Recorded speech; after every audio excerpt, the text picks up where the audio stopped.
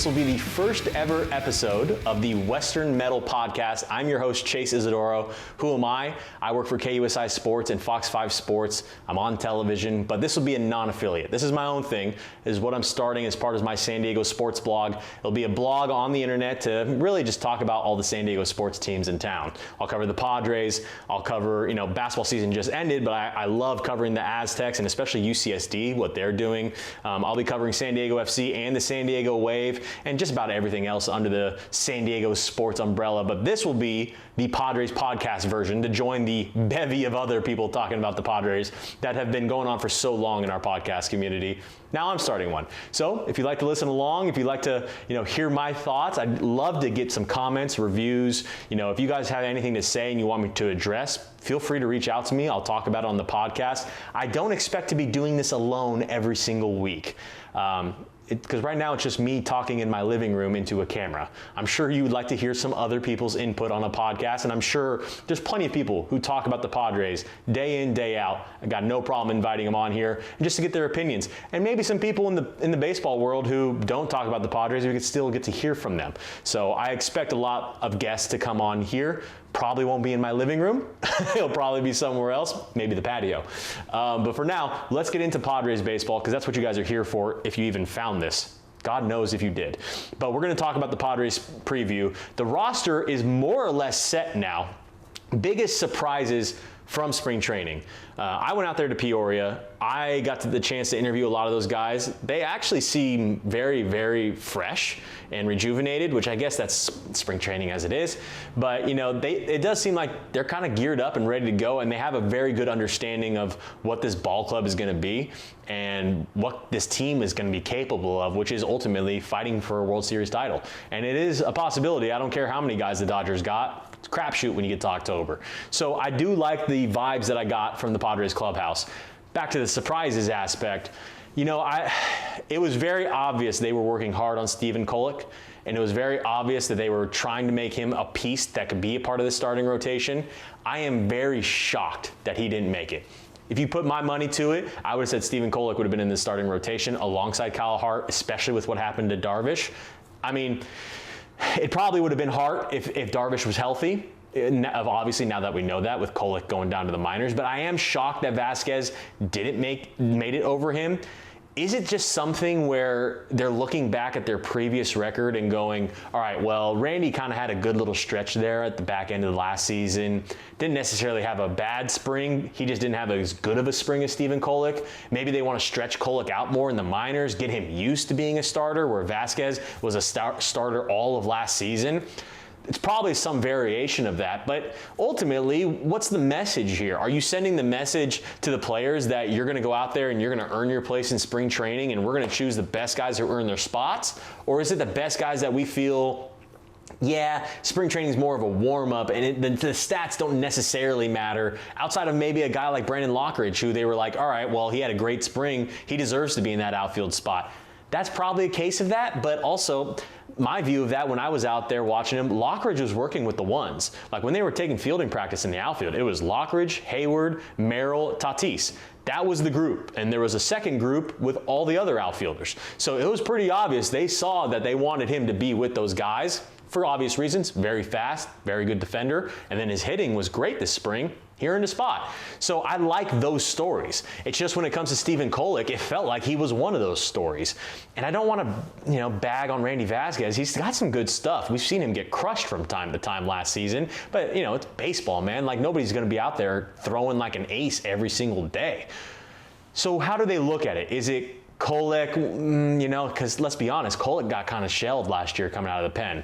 To be fair to the guy, I believe he was the Rule 5 guy. So the fact that we're even talking about him, even trying to make the rotation is a glory in itself for you there, Steven. It just sucks you're going to El Paso. But it really sucks, too, for Connor Joe. That's probably my other shock, that he didn't make this team as well. And I think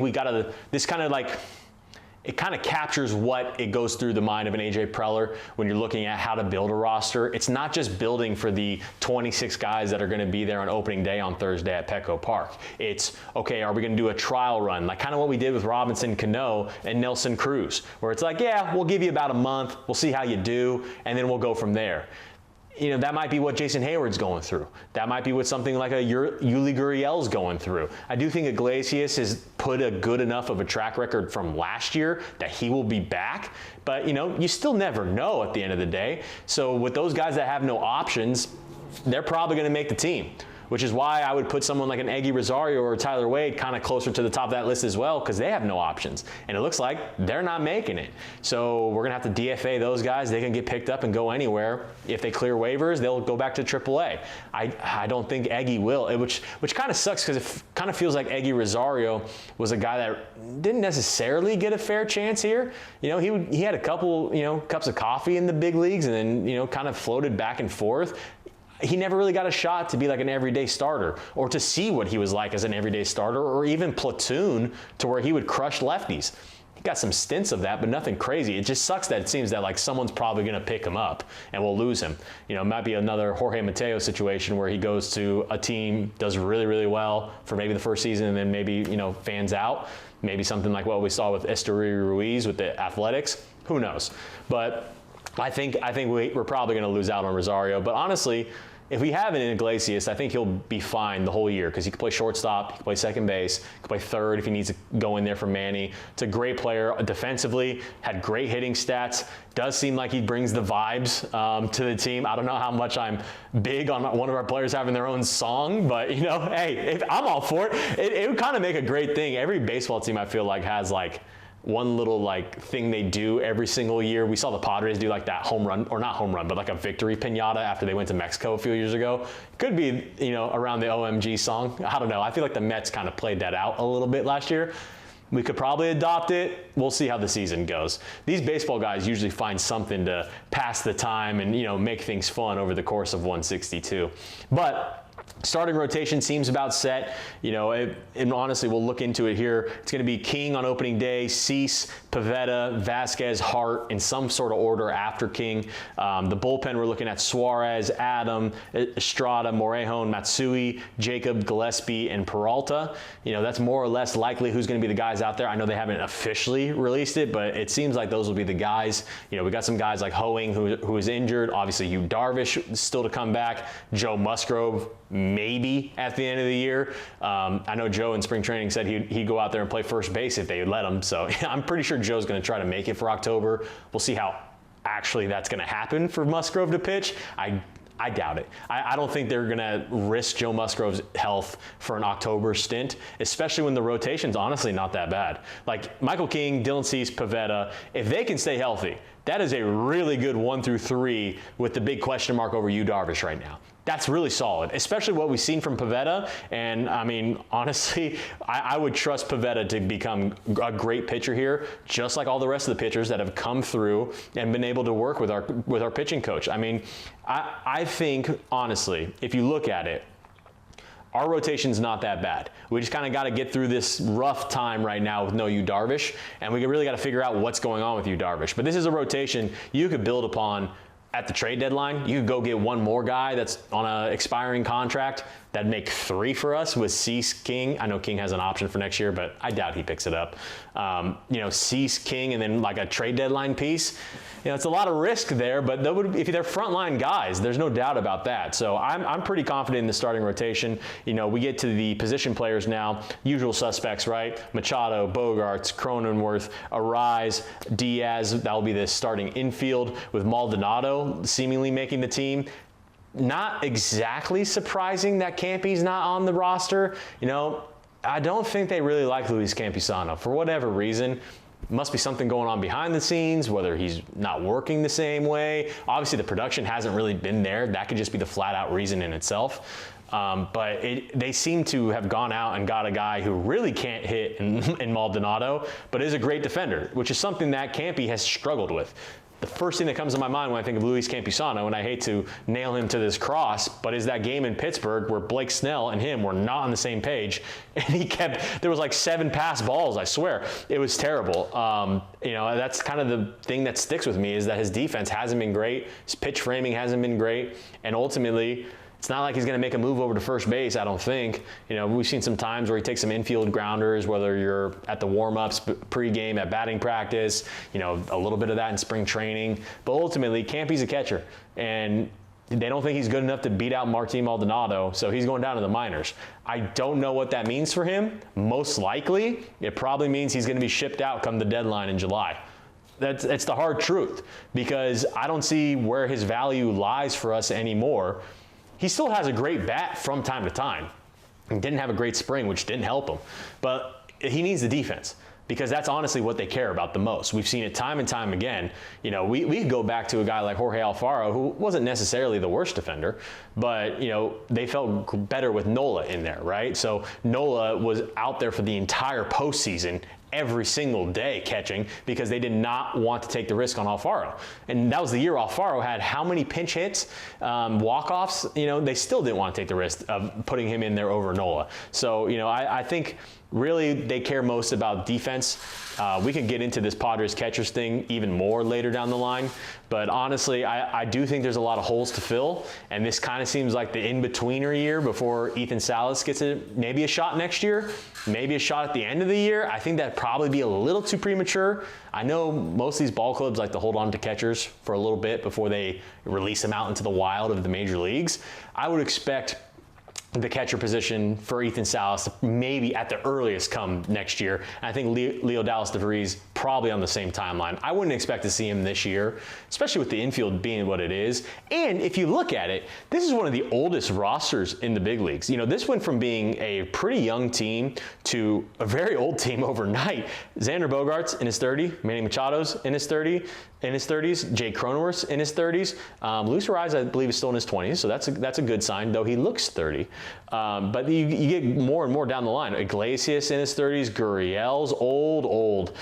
You know, you get to Hayward, who's old. Connor Joe is in his 30s. So, you know, you got a lot of old players here. It's not really lining up as a young core. It's more of a we got to win now type of team. And that's kind of been the vibe. So I don't think they really have patience on a guy like Campy, or maybe even a guy like Kolek for now. I know he's only 27, and I know Vasquez is younger than him, but I think they're like, dude, we're not really looking for like, all right, we're going to test this out here and there. We want veterans in the clubhouse. We want a veteran team. We don't want guys that are trying to figure things out. We need this team to go from the jump. That's kind of been the takeaway I've had most from this spring training. But honestly, the outfield's not bad. Tatis, Merrill, Hayward, it's pretty solid. You know, I know Lockridge will probably come in for Hayward from time to time, but Hayward's still a more than capable defender as well. Gavin Sheets, man, if you want to talk about prayers that we get a big lefty bat that like blows up, it's Gavin Sheets. That guy could be the everyday DH. I know he could fill in first base and in the corner outfield spots, but if that guy's out there in the lineup every single week and he's performing like he's been doing in spring training, we're talking about a serious bat that could probably fit in. You know, what I've noticed the most from the lineups is that like they like to go righty lefty, or like a switch hitter if they can.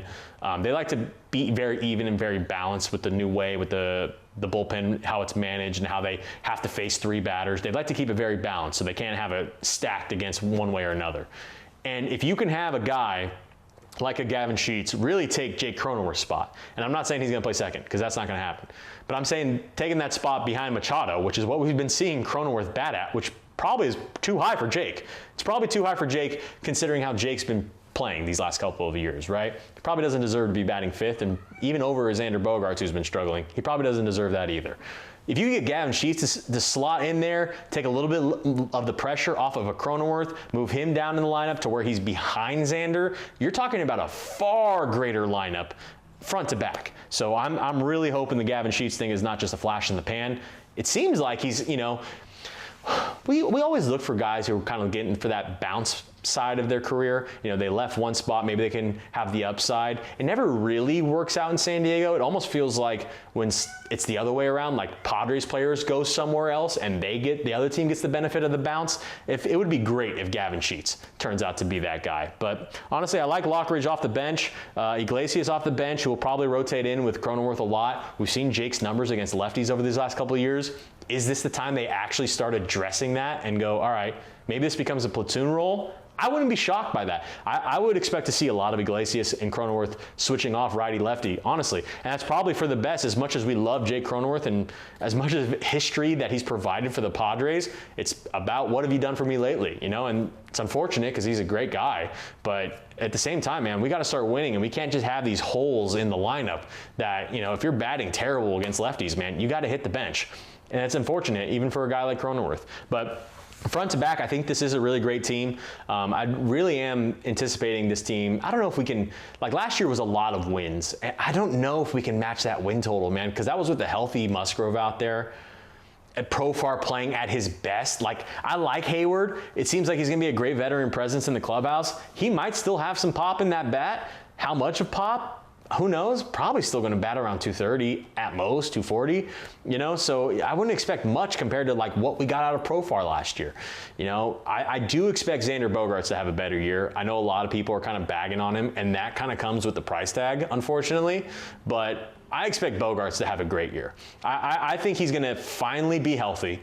Hopefully he doesn't pick up injuries, even though we all know it happens to everyone in the big leagues. Not just Xander, not just Manny, who's gone through a lot of injury history as well. But I do think he hasn't necessarily gotten that fair chance to prove himself. And we've seen stints like for like a month where he's been on fire. Like, I think that was his first month when he was a Padre. He was incredible. He picked up an injury.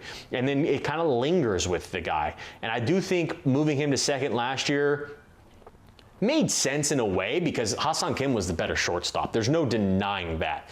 But it threw Xander off his game. So it's kind of like, you know, double-edged sword there. You can't really go right either way.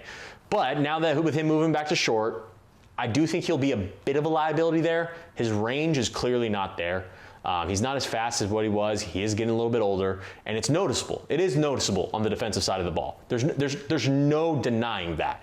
But I do think him being there, being comfortable there, will help his bat. And that's what we need the most, man. Like, I'll take a little bit of errors here and there. As long as he's clean with, like, double plays and, you know, knowing where to turn, the usual basics that he's always been used to. As long as he's clean with that, I'm fine. I'm fine with his defense. It's not going to be the greatest thing, but I don't think it'll be Eric Hosmer's defense, right? Like, I don't think it'll be atrocious.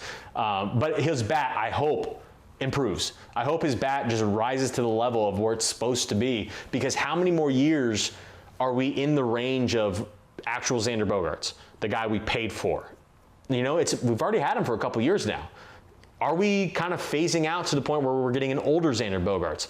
It's going to happen sooner or later, whether that's this year or 3 years from now. It's going to happen. It's going to happen to Manny. It will one day happen to Fernando Tatis Jr. Hopefully that's in 15 years. but you know, it's all going to happen. Father Time catches up to everybody. So you have a window with Xander. I still don't think he's that old. You know, I think ball players can go a good amount of time, especially guys that understand the game, understand the grind. And I do think Xander's bat can play. Do I think he's going to pop for 30 homers? Absolutely not. I would love to see 20. I think 20 would be great. I think if he bats in the 280s minimum, he's got to be in the 275 to 280s, in my opinion. And he can get 17, 18, maybe 20 homers. It's not a bad year. And I know you guys are going to hang your hats going, all right, bad defensive player who can't bat 300 and can't give you 20 dingers. Is that guy really worth the money? Forget the money. It's not your money. It's not my money. Well, it kind of is because, you know, we're paying $17 for beers now. But you get my point. It's not our money. He's on the team. We're going to need him to be productive. If that production is 275, I'll take it. It's better than falling off a cliff. We've seen that from guys like Chris Bryant. You know, like, is Chris Bryant even ever been productive in a place like Colorado? Dude, he should be batting 320 there. You know, like, so I'm not ready to hammer down on Xander Bogaerts. I need to see one more year of him before I'm hitting the panic button, in my opinion, because we've seen him constantly deal with injuries, having to deal with a positional move that he wasn't informed about and he wasn't really happy about last year. Now he's back at his position. Whether that's good for the Padres or not, we'll see. But I do think there's no excuses now when it comes to his hitting, unless another injury happens, and then you kind of have to make an excuse and just deal with it. But, you know, I do expect probably Xander to have I don't know if he's going to have the greatest year, but I do think he'll be more productive, and this might be in that final window of a actual Xander Bogaerts hitting type of season, hopefully for the Padres, because I do think they need it. I think that just about wraps it up for this first edition of the podcast. I'm talking into a camera here. I'm solo. If you guys liked it, please drop a comment, drop a review. I would love to hear from you guys, because this isn't just about me. I'm doing this to hear from you guys. I'd love to bring some of you on the podcast and talk to you if I could. So please reach out, tell me what you like, tell me what you want me to talk about. I'll probably end up start doing some YouTube streams as well. That way I can make it interactive, right? We can do a live stream on YouTube. You guys can comment down below and I can answer your guys' questions. This is not just my podcast. This is your guys' podcast. That's what I'm doing it for anyways, is to talk about San Diego sports with everybody. So I hope you enjoyed this first edition of the Western Metal Podcast.